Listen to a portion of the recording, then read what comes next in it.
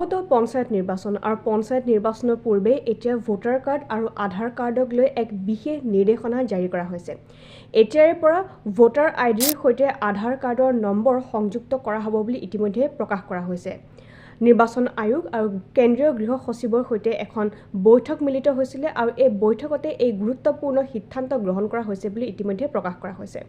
ইয়াৰ উপৰিও নিৰ্ভৰযোগ্য ভোটাৰেহে যাতে ভোট প্ৰদান কৰিব পাৰে তাৰ প্ৰতি লক্ষ্য ৰাখি এই গুৰুত্বপূৰ্ণ সিদ্ধান্ত গ্ৰহণ কৰা হৈছে আৰু ভোটদানৰ সময়ত যাতে কোনো ধৰণৰ জালিয়াতি সৃষ্টি নহয় বা কোনো ধৰণৰ বিক্ষিপ্ত পৰিৱেশৰ সৃষ্টি নহয় বা কোনো লোকে যাতে জালিয়াতি কৰি ভোট প্ৰদান কৰিব নোৱাৰে তাৰ প্ৰতি লক্ষ্য ৰাখিও এই গুৰুত্বপূৰ্ণ সিদ্ধান্ত গ্ৰহণ কৰা হৈছে।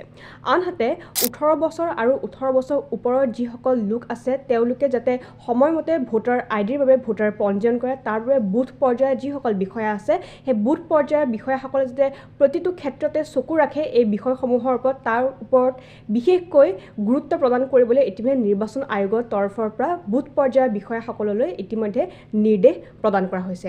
আৰু যেহেতু সমাগত নিৰ্বাচন পঞ্চায়ত নিৰ্বাচনৰ পূৰ্বে নিৰ্বাচন আয়োগৰ তৰফৰ পৰা জাৰি কৰা হৈছে এই গুৰুত্বপূৰ্ণ সিদ্ধান্ত।